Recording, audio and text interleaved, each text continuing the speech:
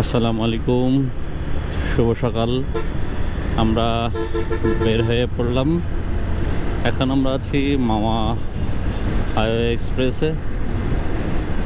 আমরা এই যে তিনটি গাড়ি, ইয়ামা আর ভার্সন 3 আর হচ্ছে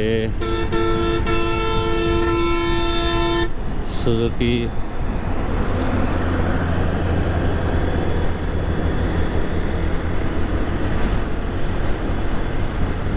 আসলে ডিস্টেন্স মেনটেন করে চলতে হবে। এবং গ্রুপ ট্যুর, আসলে গ্রুপ ট্যুর কিন্তু যেমন ভালো তেমন খারাপ। গ্রুপ ট্যুরে একটা নির্দিষ্ট নিয়ম মেনে চলতে হবে। কে কাকে ফলো করবে এটা হচ্ছে মূল ফ্যাক্ট। একজন আরেকজনকে রেখে চলে যাব, একজন আরেকজনের চিন্তায় থাকবো, এগুলো সমস্যা। আমি যদি একটা কমিউনিকেশন যে শুধু ফোনে কথা বলতে বলতেই কমিউনিকেশন হয় তা কিন্তু না, ফলো আপ করাটা কিন্তু এটা কমিউনিকেশন। আমি একজনকে ফলো করব, আমাকে আরেকজন ফলো করবে, এটা হচ্ছে গ্রুপ ট্যুর হওয়া উচিত। যে যার মতো করে চলে গেলাম, যে যার মতো পাল্লাপাল্লি করলাম, এই ধরনের যদি আমরা গ্রুপ ট্যুর করি, গ্রুপ ট্যুর ক্ষেত্রে এই ব্যাপারগুলো খুবই কিন্তু গুরুত্বপূর্ণ। ব্যাপারগুলো কিন্তু মাথায় রাখতে হবে। যে যার মতো করে চলে গেলে হবে না, নির্দিষ্ট একজনকে ফলো আপ করতে হবে। ডিরেকশন দেওয়া লাগবে এমন যে একজনকে ফলো করবে, আরেকজন ফলো করবে, এইভাবেই কিন্তু যেতে হবে।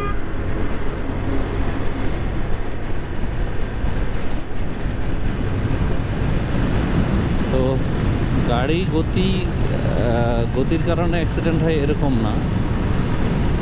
কন্ট্রোলিংয়ের মাধ্যমে হচ্ছে গতি নিয়ন্ত্রণ করা যায়, এরকম বাইক এবং এরকম মেন্টালিটি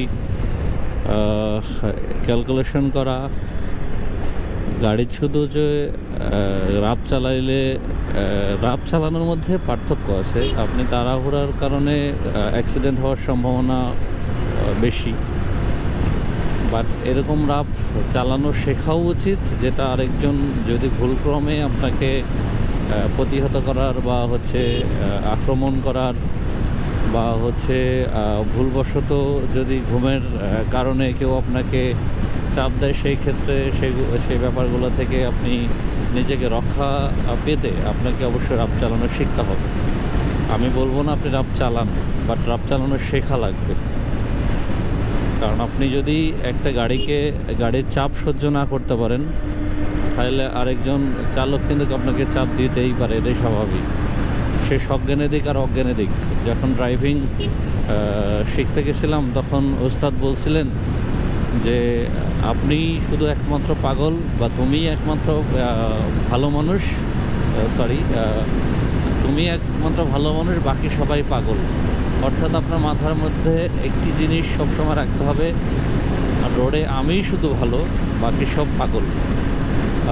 হতে পারে সে ভালো মানুষ, বাট হচ্ছে যে অন্যমনস্ক বা বিভিন্ন কারণবশত সে হচ্ছে মেন্টালিটি অন্যদিকে মুভ অন করা, রোডের দিকে মুভ অন করা নাই, যে কারণে হচ্ছে আনমনাভাবে সে চলতেছে। বাট আপনাকে সজ্ঞান থাকতে হবে, আপনাকে ব্রেক করতে হবে, আপনাকে সিগন্যাল দিতে হবে, আপনাকে হর্ন দিতে হবে, আপনাকে ব্রেক করতে হবে। গাড়ি আপনার কন্ট্রোলে, আপনাকে চালাইতে হবে। এটাই হচ্ছে, এই জন্যে আপনাকে বলা হয়েছে আপনি বাদে সবাই পাগল। এই মেনে আপনাকে চলতে হবে। আরেকজন ভুল করবেই, এটার ব্যাখ্যাটা হলো এরকম যে আরেকজন ভুল করতেই পারে, কিন্তু আপনি ভুল করবেন না। যদি অ্যাক্সিডেন্ট রোধ করতে চান, তবে এটা আপনাকে মেনটেন করে চলতে হবে। তো সবাই ভালো থাকবেন, সুস্থ থাকবেন, সবার প্রতি রইল শুভকামনা। এবং যেই গন্তব্যেই পৌঁছান না কেন, একেবারে না পৌঁছানোর থেকে দেরিতে পৌঁছানো শ্রেয়, কথাটা কিন্তু প্রায় জায়গায় লেখা থাকে। বাট আমাদের মানতে খুব কষ্ট হয়, বুঝতে খুব হয়তো অনেকের কষ্ট হয়। বাট এই ব্যাপারটা সবার মধ্যে গড়ে উঠুক, বুঝে তোলা তৌফিক দান করুক, আমিন।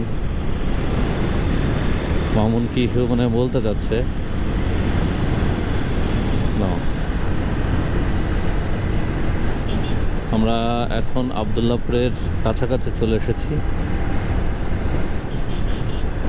রোডে যে অনেকে কিন্তু রেস্ট নিচ্ছে, এই রেস্ট না নিয়ে হচ্ছে হয়তো টায়ার গরম হয়ে গেছে, অথবা ইঞ্জিন গরম হয়ে গেছে, অথবা ড্রাইভারে ঘুম পাচ্ছে।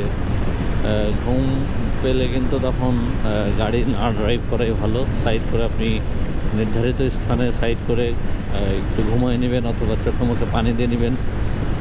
আপনার যে কথা বললাম যে গন্তব্যে পৌঁছানোর না পৌঁছানোর থেকে দেরিতে পৌঁছানো ভালো। দেরিতে পৌঁছালে হয়তো আপনার পরিবারের কাছে আপনি যেতে পারলেন, বা আপনি কিন্তু আপনার গন্তব্যে যেতে পারলেন। আপনার সব কিছুই কিন্তু হচ্ছে পরিবারের জন্য। বলা হয় যে our goal zero accident, safe for you, every for family, এবং সেফটি ফার্স্ট। Safety first. তো এখানে হচ্ছে এই ব্যাপারগুলোর মধ্যে কিন্তু অনেক তারতম্য রয়েছে। এই ব্যাপারে সেফটি সম্বন্ধে আপনাদেরকে পরবর্তী একটি ভিডিওর মাধ্যমে ব্যাখ্যা করব। সবাই ভালো থাকবেন, সুস্থ থাকবেন। আল্লাহ হাফেজ। সবার জন্য ঈদ শুভ হোক।